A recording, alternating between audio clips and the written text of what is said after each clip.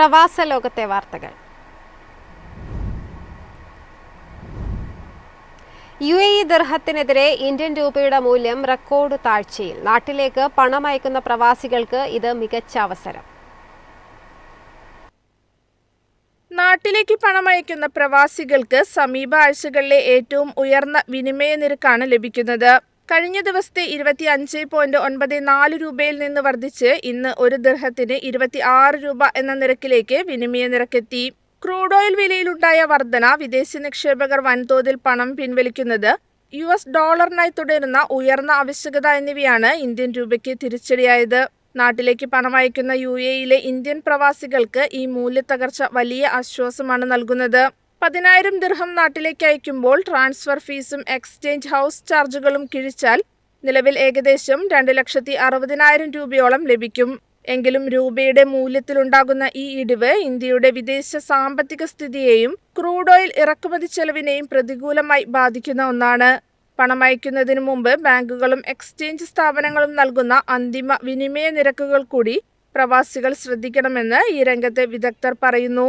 News desk, MyFin TV. UAE logistics ശൃംഖല വിപുലീകരിക്കുന്നു. ആഗോള വാണിജ്യ വിതരണം സുഗമമാക്കുന്നതിനും ഗതാഗത സംവിധാനങ്ങൾ മെച്ചപ്പെടുത്തുന്നതിനും ഇത് സഹായകമാകും. ആഗോള വാണിജ്യ വിതരണം സുഗമമാക്കുന്നതിന് UAE സംയോജിത വിതരണ ശൃംഖല കൂടുതൽ വിപുലപ്പെടുത്തുന്നു. സമുദ്രം, കര, വ്യോമ, റെയിൽ, ഫ്രീ സോൺ പ്രവർത്തനങ്ങൾ ഒരേ ഘടനയ്ക്ക് കീഴിൽ സംയോജിപ്പിച്ചുകൊണ്ട് പരമ്പരാഗത കയറ്റുമതി ഇറക്കുമതി കേന്ദ്രമെന്ന നിലയിൽ നിന്ന് സമ്പൂർണ്ണ ലോജിസ്റ്റിക്സ് പ്ലാറ്റ്ഫോമായി രാജ്യം മാറിക്കൊണ്ടിരിക്കുന്നു. ഇതിന്റെ ഭാഗമായി നിർമ്മാണശാലകളും സ്റ്റോറേജ് സൗകര്യങ്ങളും തുറമുഖങ്ങൾ, വിമാനത്താവളങ്ങൾ, അതിർത്തികൾ എന്നിവയുമായി നേരിട്ട് ബന്ധിപ്പിച്ചു കഴിഞ്ഞു. Sharjah ports customs and free zone authority Oman കസ്റ്റംസുമായി സഹകരിച്ച് പുതിയ ലോജിസ്റ്റിക്സ് ഇടനാഴിക്ക് രൂപം നൽകിയിട്ടുണ്ട്. ഷാർജയിലെ ഖോർഫഖാൻ തുറമുഖത്തെയും ഒമാനിലെ സോഹാർ, ദുഖം, സലാല തുടങ്ങിയ പ്രധാന തുറമുഖങ്ങളെയും ഈ ഇടനാഴി ബന്ധിപ്പിക്കുന്നു. 1 കോടി കണ്ടെയ്നറുകൾ കൈകാര്യം ചെയ്യാനാണ് ഖോർഫഖാൻ ലക്ഷ്യമിടുന്നത്. കൂടാതെ ഷാർജയിൽ 1.6 കോടി ചതുരശ്ര അടിയിൽ 15 ലക്ഷം TEU ശേഷിയുള്ള അൽദായിദ് ലോജിസ്റ്റിക്സ് കോംപ്ലക്സിന്റെ നിർമ്മാണവും നടക്കുന്നുണ്ട്.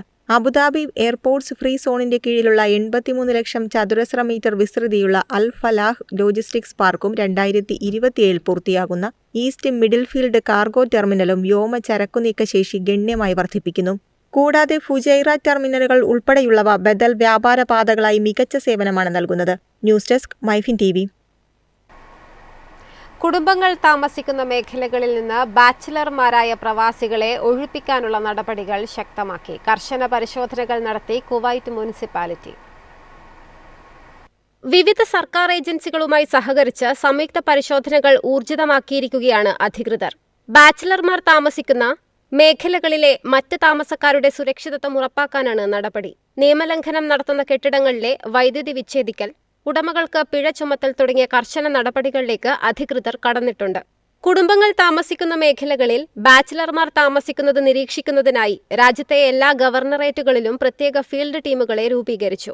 നിലവിലുള്ള നിരീക്ഷണ സമിതിയുമായി ചേർന്ന് പ്രവർത്തിക്കുന്ന ഈ സംഘങ്ങൾ പ്രദേശവാസികളുടെ സമാധാന അന്തരീക്ഷത്തിനും സാമൂഹിക വ്യവസ്ഥയ്ക്കും ആഘാതമുണ്ടാക്കുന്ന നിയമലംഘനങ്ങൾ തടയും. ബാച്ചിലർമാർ താമസിക്കുന്ന വീടുകൾ കണ്ടെത്തി നിരീക്ഷിക്കുക എന്നതാണ് പുതിയ സംഘങ്ങളുടെ പ്രധാന ചുമതല.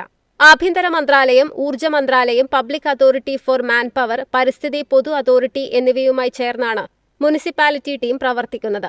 നിയമലംഘനങ്ങൾ ശ്രദ്ധയിൽപ്പെട്ടാൽ ഉടനടി കർശനമായ നിയമ നടപടികൾ സ്വീകരിക്കാൻ ഈ ഏകോപനം സഹായിക്കുമെന്ന് അധികൃതർ കൂട്ടിച്ചേർത്തു. News desk, MyFin TV. എളുപ്പത്തിൽ സമ്പാദ്യം വളർത്താം. ഇന്ന് തന്നെ മൈഫിൻ TV ആപ്പ് ഡൗൺലോഡ് ചെയ്യൂ.